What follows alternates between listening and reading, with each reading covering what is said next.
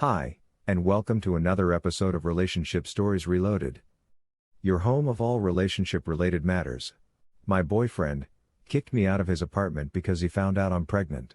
My boyfriend John and I have been dating for almost a year now, and things were absolutely great.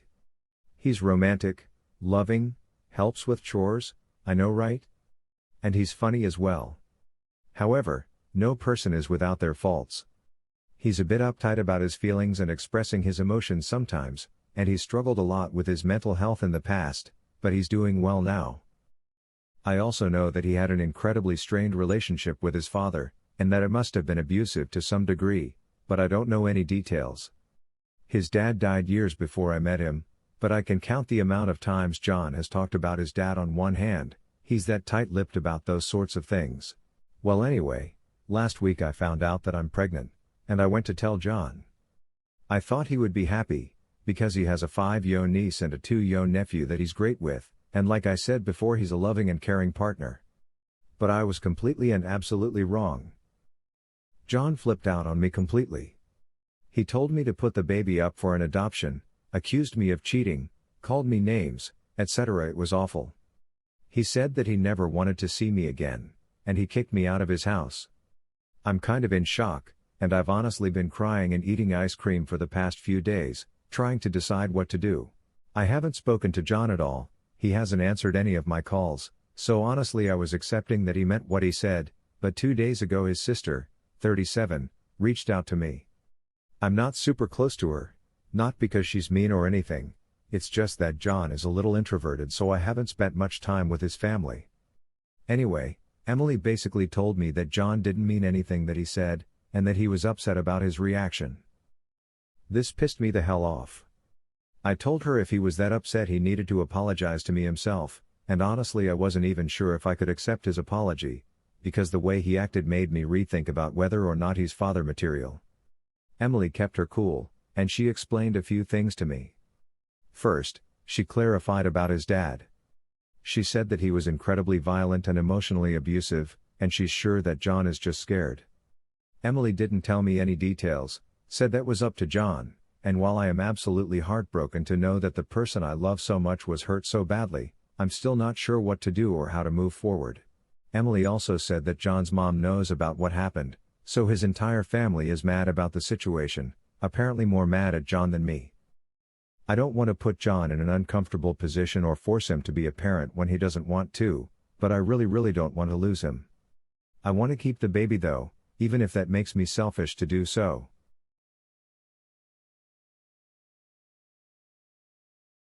Women generally know that it's childish behavior, that's why it's such a source of stress to deal with the types of men who naturally default to traditional gender roles.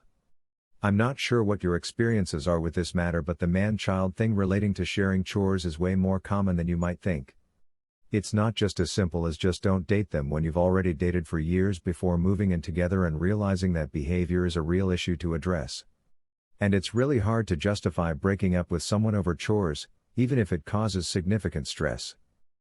Sorry if this comes off wrong in some way, I just don't like the implication that women are the ones who need to stop accepting the behavior. Just having to deal with it doesn't mean you're accepting it. The onus should be on men to step up and get over it in the first place to eliminate this actual problem, not on women to dictate what should and shouldn't be appropriate behavior. I don't think this has anything to do with her standards but society's standards, because that is something I am looking for in a partner. Unfortunately in my life, most men, obviously not all of them since someone is going to saying about that, do not really clean up after themselves, and I am petty and do not pick up after them, which ends up with a dirty living/workspace. I am fairly clean and pick up after myself, so my areas usually look okay. One example is my stepfather expects my mom, who also works full-time as him, to keep the house clean and to make it spotless when a guest comes over. My mom has stopped cleaning up after him and the house is in such disarray because of his lack of helping out. He doesn't understand why things are not getting done even though he is not doing them.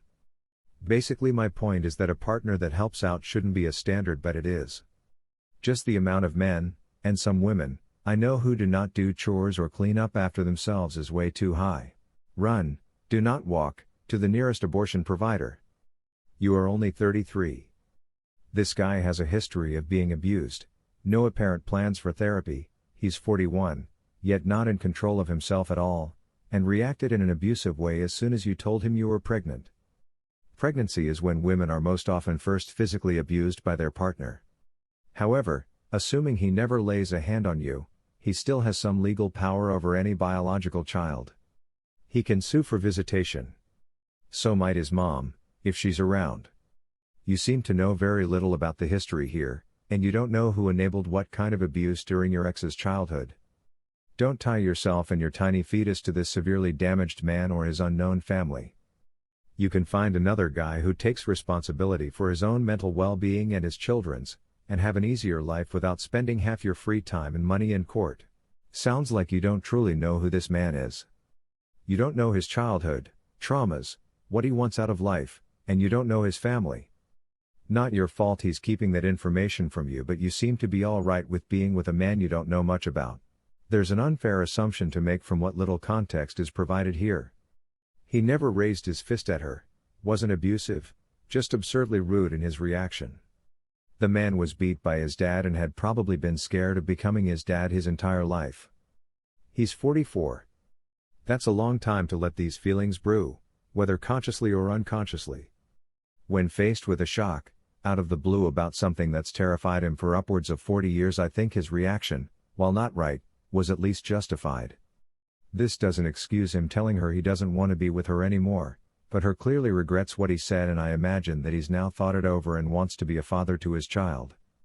Counseling is definitely a must, but to say he's just like his father, because he was frightened? That's just a terrible assumption to make. Any day now, my son will be born. Unfortunately, the mother and I aren't on talking terms. I left her in February when she attacked me in our apartment during an argument. After she moved out, she went incommunicado, and I haven't heard from her since February about our son. I've kept asking either by email or texting, asking if she and our son are okay. Never messaged me to keep me in the loop. Eventually, I hired an attorney and started drawing up paperwork to establish paternity and custody of our son. That was May 27th, that same day. After I told her I hired an attorney, she went down to the courthouse and filed a PPO, personal protection order, against me. To summarize her complaint, she's claiming I sexually assaulted her, that resulted in the pregnancy in October, and she waited till February to leave for the safety of herself and her child. The ex-parte portion of the petition wasn't granted, so at the moment it's a request for a protection order. When I got the call from the sheriff's office to be served, I was okay till I read her complaint saying that I raped her to have this baby. I wasn't able to eat that morning, and my emotions were everywhere. After a few days, I contacted my attorneys who were representing me on the custody case, and informed them about this bogus PPO. They said they would represent me for an additional $2,000, so I paid it, and scanned in the paperwork. Fortunately for me, I kept information that proved her allegations were false. I had multiple messages from her, stating she was excited to be the mother to our child a month before he was conceived, and email notifications from an app called Ovia, that tracked her fertility cycles. My attorney has all of this plus character witnesses. One happens to be a girl I dated and drove a semi-truck with, as a living for 3 years. The other is her ex-husband, and how he went through a false DCS investigation instigated by her, saying their daughter was being sexually abused in his home. Apparently, the DCS worker noted that the child appeared to coached, and the case was dismissed. I have all of this support but still feel uneasy going forward. I want to be a good father to our son, but my ex would rather I simply disappear from her life. She told me that if she had a do-over again when she was with her ex-husband, she would have gotten pregnant with her daughter, and left without telling him. I don't intend on giving up on my son. I want him to know that he has a father who cares, and gives a damn about him. I guess I'm looking for this community's input and experience in similar situations. What's the best way to deal with a parent that's gatekeeping and controlling everything about the kids? How can I mitigate the damage this may cause my son? Please don't suggest a DNA test. It's already in the works with the petition I served her through my attorneys last month. She has less than 2 weeks to respond to the petition, and DNA is required for non-married men in my state to be granted parental rights. Thanks in advance. and good luck with all parents experiencing parental alienation.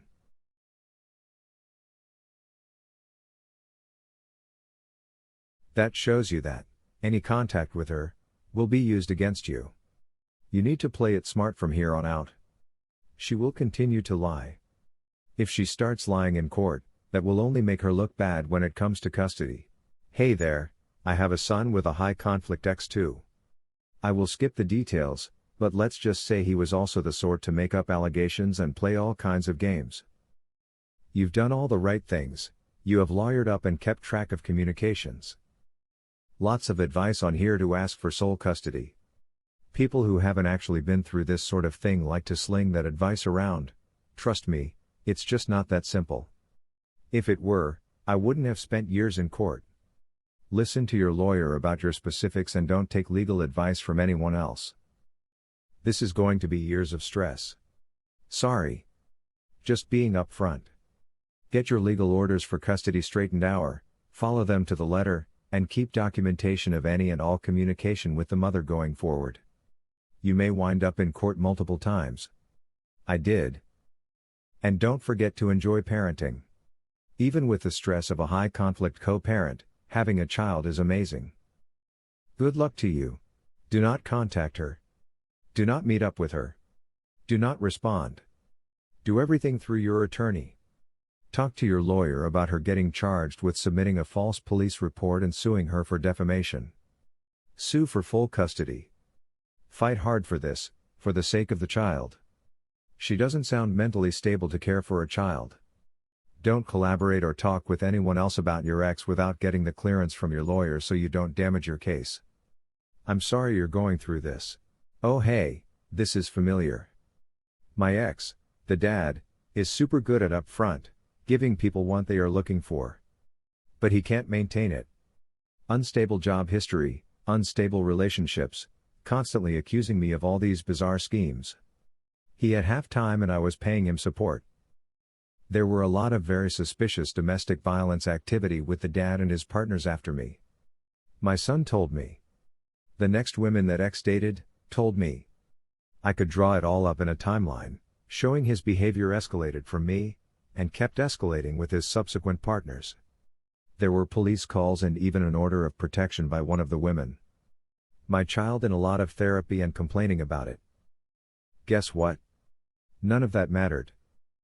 I have sole custody now, but things went absolutely insane to get to here. I wouldn't wish this stress on anyone. Son and I are doing well now. It was an awful, expensive nightmare of a journey to get here. Still wouldn't trade my son for anything. I can hear him playing video games with friends in the other room, and life is good now.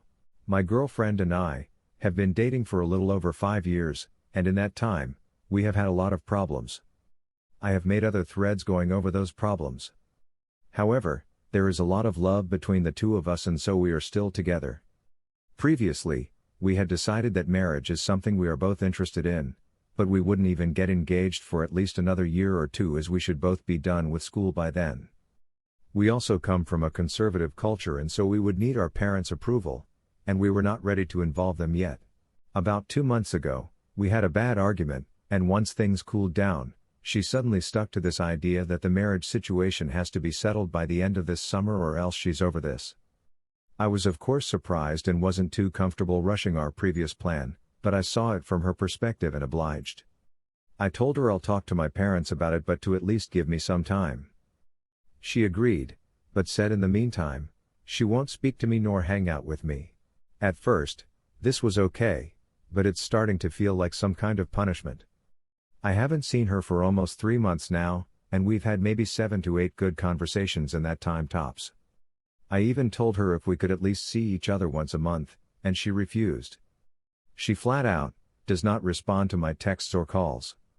I got a little frustrated today, and sent her a text that I'm tired of playing this cat and mouse game, and why can't we still stay in touch and figure this out together? Her response? She unfollowed me on all social media. At this point, I don't know what to do or what to think. Any suggestions? Your entire relationship is a train wreck. Love cannot overcome toxicity, which your relationship is full of. She is being really immature, and controlling by using the silent treatment to manipulate you into giving her what she wants. Message her one last time, and tell her that you are done with her theatrics and manipulations, so the relationship is officially over. Then block her before she has a chance to respond, because her response would only be more manipulation. She isn't a good partner, and your relationship is just bad. Leave her. This is no way to treat somebody you love, let alone someone you would want to marry someday. I would suggest you talk things out with her, but she took that option off of the table herself, so she has nobody else to blame. Sounds like, despite the fact you love each other, the relationship is somewhat unstable anyway. To me, this is definitely not marriage material. You are still young, find some other girl. Sounds like she decided to go no contact. It may feel like a punishment, but in reality, it's time apart so that each of you can decide as individuals if this relationship is something that you actually want to make the effort to stay in.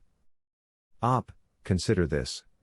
Your girlfriend made a decision all by herself that you're 100% the man she wants to spend the rest of her life with. And instead of being met with the same enthusiasm, you asked her for more time.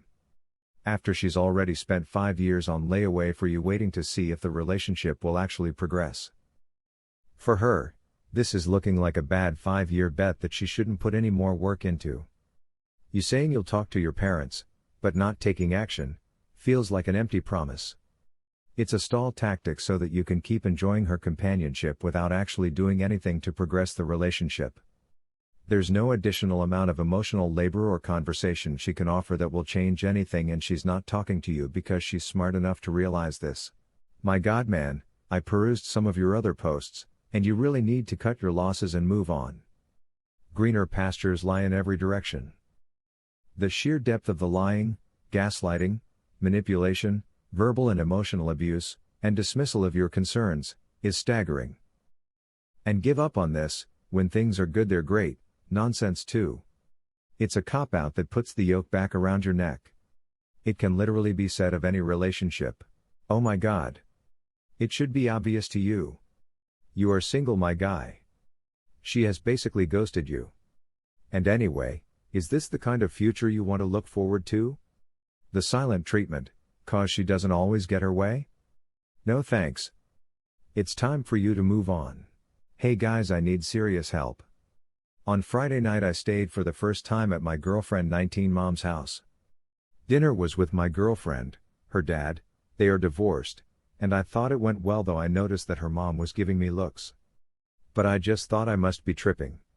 After dinner my girlfriend and I went to her room to watch a movie. I was so tired, I fell asleep. When I woke up, her mom was standing over me and told me that my girlfriend left to drive her dad home and would be back within half an hour/45 minutes. She immediately leaned over me and tried to kiss me. She said her daughter would never find out. I hesitated, but then I immediately pushed her away and told her to leave the room. When my girlfriend came back I said nothing. I'm afraid she won't believe me. Should I tell her?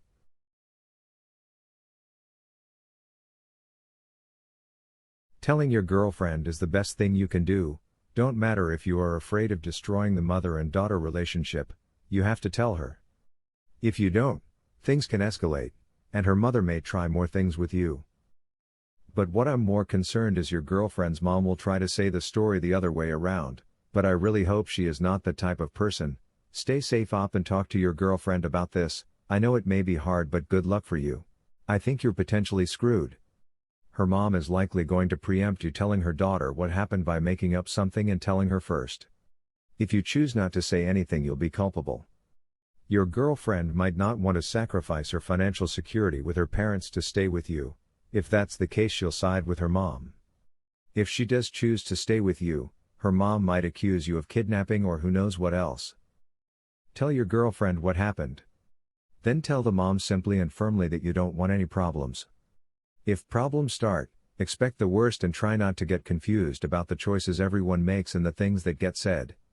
You may just have to walk out of this situation. Keep your dignity no matter what happens. Let the drama vortexes ruin their own lives. I hope it all works out though. Lol. Comment. So when my boyfriend and I first got together we were around 18-19. He wasn't supposed to be spending the night. My parents were separated but still living in the same house till my dad was able to move out but has separate rooms. Well, like I said, my boyfriend wasn't supposed to be there and my mom let me hide him in her bedroom for the night. Well, long story short, my mom was sleeping in her bed and my boyfriend on the recliner on the other side of the room, and he swore up and down. She asked him if he wanted to sleep in the bed with her. He told me the next day and I confronted her about it. She denied it. I don't think he would have made that up for no reason. But I'm happy he told me. Thanks for watching the video. Please, don't forget to share your opinions on the video by liking and commenting on the video. Kindly subscribe and turn on the notification bell icon so that you don't miss any of our exciting episodes.